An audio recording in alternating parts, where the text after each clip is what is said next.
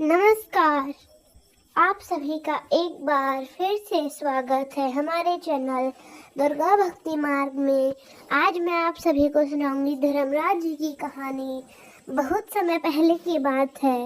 एक राज्य में एक राजा हुआ करता था जिसका नाम चंद्रकुमार था। उनके 7 राजकुमारियां थी। चंद्रकुमार को बहुत अहंकार था। उन्हें लगता था कि उनके राजा होने के कारण ही उनका परिवार खुशहाल है और चैन से खाता है तथा शान शौकत की जिंदगी जी रहा है। राजा की राजकुमारियों में से सबसे छोटी राजकुमारी धर्मराज जी की भक्त थी तथा रोज धर्मराज जी के नित्य नियम से कथा सुनती थी, उसकी पूजा अर्चना करती थी। सारे नियमों का पालन करके ही वह भोजन करती थी। एक दिन राजा अपने महल में रानी और राजकुमारियों के साथ बैठा था। अचानक राजा ने सोचा कि राजकुमारियों से पूछा जाए कि वो किसके भाग्य का खाती हैं। तब उन्होंने यह प्रश्न उन सबके सामने रखा तो 6 राजकुमारियां एक साथ बोली कि पिताजी, हम सब तो आपके भाग्य का ही खाते हैं। जब राजा ने सबसे छोटी राजकुमारी से पूछा तो उसने कहा कि पिताजी, मैं तो अपने भाग्य का ही खाती हूँ। यह सुनकर राजा को बहुत गुस्सा आया।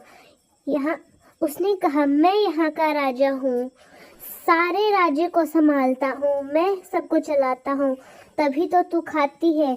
राजकुमारी ने कहा, नहीं पिताजी, ये तो धर्मराज जी की कृपा दृष्टि मुझ पे है। वह सबके जीवन के अनुसार ही फल देते हैं। उनके कारण ही हम सब अपने हित का खाते हैं। रानी ने भी उससे पूछा।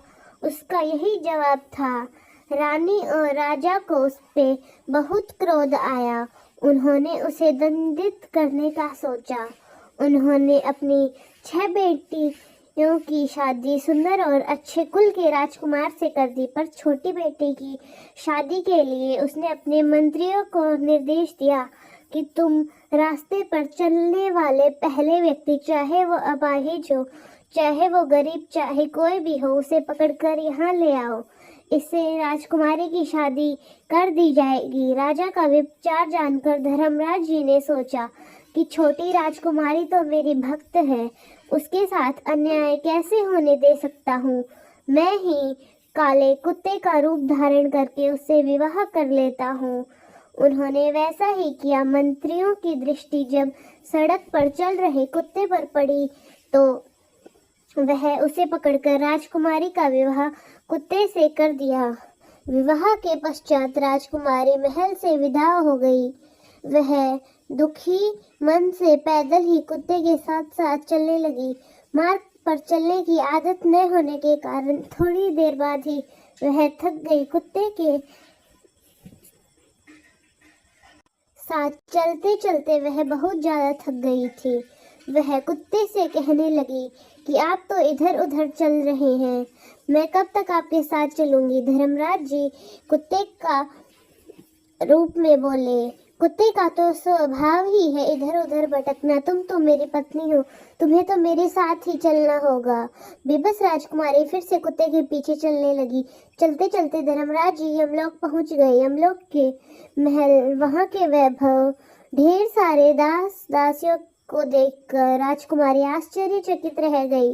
अब धर्मराज जी अपने असली रूप में आ गए और राजकुमारी से बोले कि तुम रोज मेरे कथा कहानी सुनती थी, मैं वही हूँ।